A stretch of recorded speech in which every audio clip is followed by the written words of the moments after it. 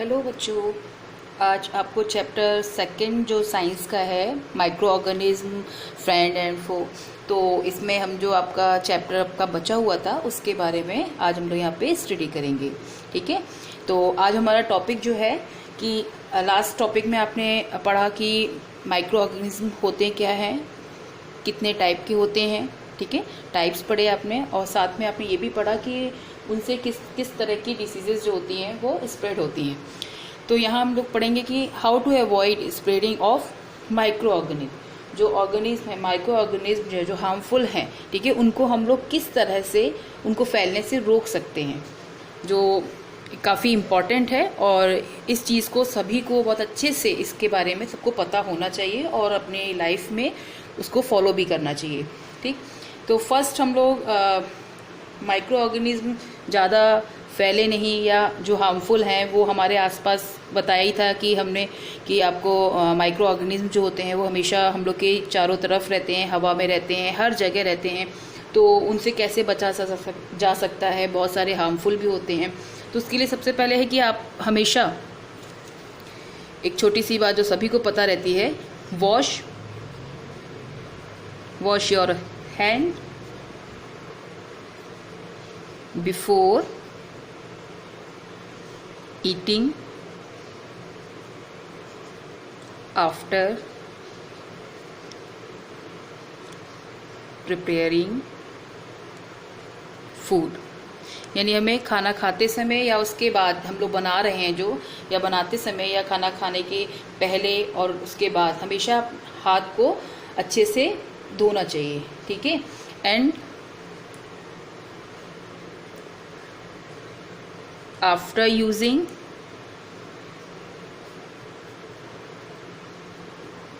Toilet.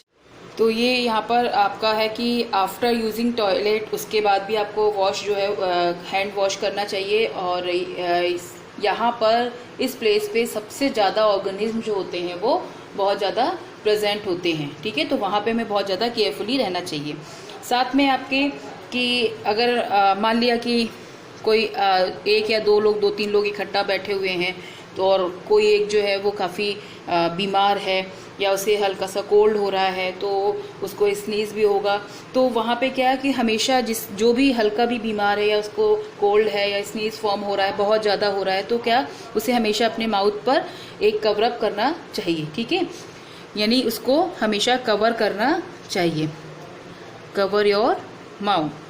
अगर आपको जैसे कभी भी फीवर आ रहा है या बहुत कोल्ड है, तो क्या होता है कि आप स्नीज करते हो, तो क्या उससे क्या होता है, जितने भी हार्मफुल माइक्रो ऑर्गेनिज्म हैं वो आपके आसपास के एयर में फैल जाते हैं। और फिर वो क्या होते हैं, वो जो सामने आपके बैठा हुआ है या वो जो भी आपके आसपास के लोग हैं, हेल्दी लोग हैं, उनको भी वो क्या करता है, वो बीमार बना देता है। तो यहाँ पे बहुत ज़रूरी है कि जो अगर हल्का फुल्का भी जिसको कोल्ड है, वो अपने माउथ को हमेशा कवर अप करके रखे।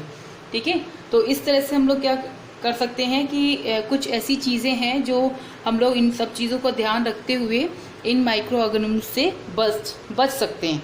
ठीक है, अब जैसे कुछ जो होते हैं माइक्रो ऑर्गेनिज्म जो होते हैं वो एक जगह एक पीपल से दूसरे पीपल में बहुत आसानी से फैलते हैं डिसीजेस के फॉर्म में। तो हमें वहाँ पे भी उनसे काफ़ी सतर्क रहना चाहिए, जैसे टच नहीं करना चाहिए इस तरह की। जैसे मान ली किसी को डिसीजेज हो रही है या कोई ऐसी डिसीजेज है जो एक से दूसरे में बहुत आराम से फैल सकती है, तो उसको वहाँ पे हम लोग को प्रिकॉशन लेना चाहिए कि उस जगह हम उसको अवॉइड करें कि वहाँ पे उसके साथ में ना बैठें। ठीक है, किसी भी फूड को अगर हम खा रहे हैं, तो यहाँ पर जो फूड आपने जो लिया है वो आपको ये देखना है कि वो फ्रेश है कि नहीं। ठीक है, फ्रेश फूड जो है उसको खाइए हमेशा। और अगर आपका प्रॉपरली कुक्ड फूड नहीं है तो उसको हम अवॉइड करें, क्योंकि अगर कोई प्रॉपरली फूड कुक्ड नहीं होता है तो उसमें माइक्रो ऑर्गेनिज्म जो होते हैं वो बहुत ज़्यादा अमाउंट में प्रेजेंट होते हैं, वो आपके लिए हार्मफुल हो सकते हैं।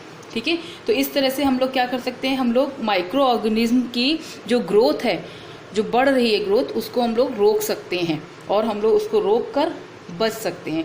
अगर हम लोग बात करें माइक्रो ऑर्गेनिज्म जो होता है वो किस में ज़्यादा किस कंडीशंस में बढ़ता है ज़्यादा, यानी इसको हम बोल सकते हैं conditions that promote micro organism growth. ठीक है, प्रमोट माइक्रो ऑर्गेनिज्म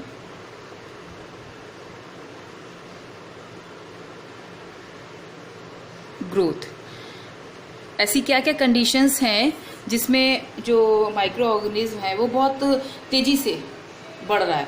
ठीक, तो उसमें हम लोग बोल सकते हैं कि अगर आपका मॉइस्चर कहीं पे ज़्यादा है, किसी भी एरिया में मॉइस्चर ज़्यादा है, तो वहाँ पर हम लोग देखेंगे कि वहाँ पर माइक्रो ऑर्गेनिज्म जो होते हैं वो अच्छे से डेवलप हो जाते हैं। यानी कि अगर आप उसको एक दिन देख रहे हैं कि वो बहुत ही छोटे स्पेस में है, बहुत जरा से इसमें है, तो आप नेक्स्ट टाइम में उसमें देखेंगे कि वो माइक्रो ऑर्गेनिज्म जो है वो बहुत तेज़ी से बढ़ता हुआ चला गया। इसका एक एग्जांपल जैसे हम लोग घर में यूज़ करते हैं, कोई एक ब्रेड ले लीजिए और उसको आप वो अगर उसमें हल्का सा एक कॉर्नर पे कहीं पे ग्रीन कलर का फंगस जो है वो आपका फंगाई जो है वो आ गया है। ठीक है, अब उसको आप हल्का सा उसको मॉइस्चर में रख दीजिए, तो आप देखेंगे अगले दिन वो फंगस जो होगा वो बहुत तेज़ी से बढ़ जाएगा। अगर उसको और रखते हैं तो वो ज़्यादा और तेज़ी से बढ़ता है, यानी आप देखेंगे उसकी जो ग्रोथ होगी वो बहुत ज़्यादा होगी। उसका रीज़न है कि वो हाई मॉइस्चर जो है वो वहाँ पर प्रेजेंट है और उससे वो बहुत ग्रोथ करता है। ठीक है, फूड को ज़्यादा लंबे टाइम तक अगर हम नॉर्मल टेम्परेचर पे भी रख देते हैं, जैसे नॉर्मल मतलब आपका रूम टेम्परेचर है उसमें भी रख देंगे, तो भी आपका वो माइक्रो ऑर्गेनिज्म वहाँ पे ग्रोथ करते हैं। जैसे हम लोग कोई भी फूड का सामान है वो आप किचन है या आपका रूम है वहाँ पे आपने छोड़ दिया, तो उसको क्या होगा, वो चीज़ जो है वो जो मॉर्निंग में थी वो आपका शाम तक आते आते उसमें काफ़ी चेंजेस आ जाते हैं। ठीक है, तो एक नॉर्मल टेम्परेचर पे भी वो ज़्यादा टाइम तक रखने पर उसमें भी माइक्रो ऑर्गेनिज्म जो होते हैं वो डेवलप बहुत अच्छे से ग्रोथ करते हैं। ठीक है, अब ये जो आपने माइक्रो ऑर्गेनिज्म जो थे उनको हम लोग किस तरह से फैलने से रोक सकते हैं, ये आपका टॉपिक यहाँ पे पूरा क्लियर हो गया। इसके बाद हम लोग प्रिजर्वेशन ऑफ फूड। अब आपने कहा कि फूड जो है इसको हम लोग बचाएं कैसे। भाई फूड है, आप खाएंगे भी, ठीक है, तो ऐसा तो है नहीं कि 2-3 घंटे में ख़राब हो गया तो आप फिर आप चेंज करें या दूसरा कहीं से लेके आएँ। ठीक है, तो पॉसिबल नहीं है। तो यहाँ पर क्या उसको हम लोग रोक सकते हैं कि किस तरह से हम लोग वहाँ पर जो अपना फूड है उसको हम लोग सही से रखें ज़्यादा टाइम के लिए। ठीक है, तो उन सब चीज़ों के लिए क्या करते हैं हम लोग, जैसे एक तो बोला कि आपने प्रिजर्व करना, जैसे जो फूड है आपका, आप खाना जो खा रहे हो कोई भी चीज़ है, ठीक है, तो मेन है आपका कि माइक्रो ऑर्गेनिज्म जो आपको हमने बताया था लास्ट टाइम भी कि माइक्रो ऑर्गेनिज्म अगर आपका वहाँ पर है तो वो क्या होगा, वो उसका टेस्ट और उस टेस्ट चेंज कर देगा, उसमें स्मेल आने लगेगा, तो और उसका कलर भी चेंज हो जाएगा। तो यहाँ पर ये सारी चीज़ें ना हों, ठीक है, तो उसके लिए हमें कई सारे हम लोग उसकी मेथड जो होते हैं वो अपनाते हैं। जैसे कि हीटिंग का है, बहुत ज़्यादा हम लोग हाई टेम्परेचर कर देते हैं। अगर जैसे आपका मिल्क है, ठीक है, मिल्क को क्या करते हैं हम लोग हीट करके उसको क्या करते हैं, उसके जो माइक्रो ऑर्गेनिज्म है वहाँ पे उसको फिनिश कर देते हैं, माइक्रोब्स जो होते हैं वो उनको किल कर देते हैं, जिससे क्या होता है जो मिल्क होता है वो हमारा सेफ रहता है। ठीक है, इसी तरह से ऑयलिंग और विनेगर का यूज़ भी करके हम लोग बहुत सारे जो फूड हैं उनको हम लोग प्रिजर्व करते हैं। जैसे आपका पिकल्स वगैरह हैं आपके, जो उसको स्पॉइलिंग से हम लोग बचाते हैं, फ्रूट्स हैं, वेजिटेबल्स हैं, फिश है, ये सारी चीज़ें जो हैं वो हम लोग क्या करते हैं, उनमें हम लोग ऑयल और विनेगर का यूज़ करके उसको बचाते हैं। को काफ़ी हद तक हम लोग कुछ फूड्स जो होते हैं हम लोग अपने जो फ्रिज वगैरह में रख कर भी उसको यूज़ करते हैं, जिससे कि जो माइक्रो ऑर्गेनिज्म की जो ग्रोथ है वो उसका रेट जो होता है वो बहुत ही डाउन हो जाता है और हमारा जो फूड है वो काफ़ी टाइम तक फ्रेश फॉर्म में रहता है। ठीक है, कैनिंग में प्रोसेस है जिसमें हम लोग प्रॉपर स्टोरेज करते हैं, जैसे इसमें ड्राई फ्रूट्स, वेजिटेबल्स सारे आ जाएंगे, इसमें भी हम लोग काफ़ी इसका यूज़ किया जाता है। ठीक है, ये मार्केट में काफ़ी अवेलेबल रहता है, आप मार्केट में देखेंगे पैकेट डिब्बों में बंद करके एक सामान जो दिए जाते हैं वहाँ पर वो काफ़ी साल तक के लिए वो हमारे लिए अवेलेबल होते हैं खाने के लिए। तो इस तरह से हम लोग कैनिन का यूज़ भी करके उसको फूड को प्रिजर्व कर सकते हैं। ठीक है, तो ये आपका यहाँ पे प्रिजर्वेशन ऑफ फूड हो गया और साथ में आपका कि हम लोग माइक्रो ऑर्गेनिज्म को किस तरह से फैलने से बचा सकते हैं। ठीक है, इस टॉपिक को बहुत अच्छे से पढ़िएगा और कुछ इसमें एक्सपेरिमेंट्स भी हैं, तो वो आप लोग उनको करिएगा भी।